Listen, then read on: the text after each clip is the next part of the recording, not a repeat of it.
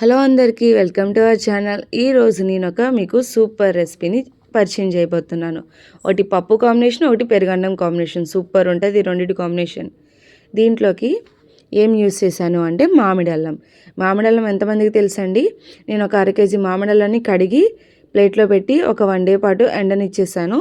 ఎండిన తర్వాత దీనిపైన ఉన్న పీలును మొత్తం తీస్తుంటే స్మెల్ అయితే అప్పుడే చెట్టుకు కాసిన లేత మామిడి పండుని తుంచితే ఏ వాసన అయితే వస్తుందో ఆ వాసన అయితే ఈ మామిడి అల్లానికి వస్తుందండి. దీన్ని మీరు వీలైనంత సన్నగా కట్ చేసుకోండి. లేదు అనుకుంటే మీరైతే తురిమేసుకోవచ్చు. నేనైతే పంట కింద ఇలా ముక్క తగిలినప్పుడు బాగుంటుందని నేనైతే సన్నగా కట్ చేసుకున్నాను. ఇప్పుడు వీటిని నేను 2 విధాలుగా చూపిస్తున్నాను మీకు. ఒక సగమేమో ఈ చీసాలో వేసాను, మిగతా సగం ఒక ప్లాస్టిక్ కంటైనర్లో వేసుకున్నాను. ఇప్పుడు ఈ 2 ఐటమ్స్కి 10 నిమ్మకాయలు అయితే సరిపోతాయి. ఇప్పుడు నేను దీంట్లోకి లేతగా ఉన్న పచ్చిమిర్చిని కూడా సన్నగా చీలిక చేసేసుకుంటున్నాను.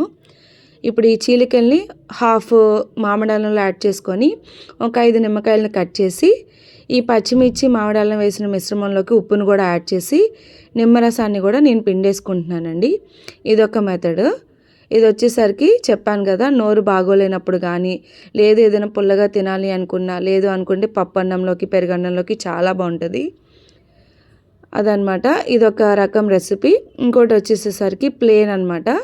ప్లేన్ మామిడాలంలోకి వేయించుకున్న వాముని ఒక 1.5 టేబుల్ స్పూన్ వరకు యాడ్ చేసుకోవాలి. అలాగే రుచికి సరిపడా ఉప్పు, నిమ్మరసాన్ని కూడా పిండేసుకొని షేక్ చేసేస్తే ఈ రెసిపీ కూడా రెడీ అయిపోయింది.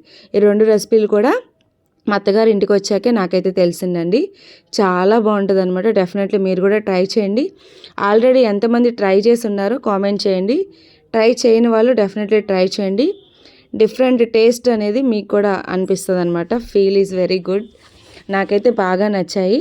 మీకు ఎలా అనిపించిందో కామెంట్ చేసి లైక్ అండ్ సబ్స్క్రైబ్.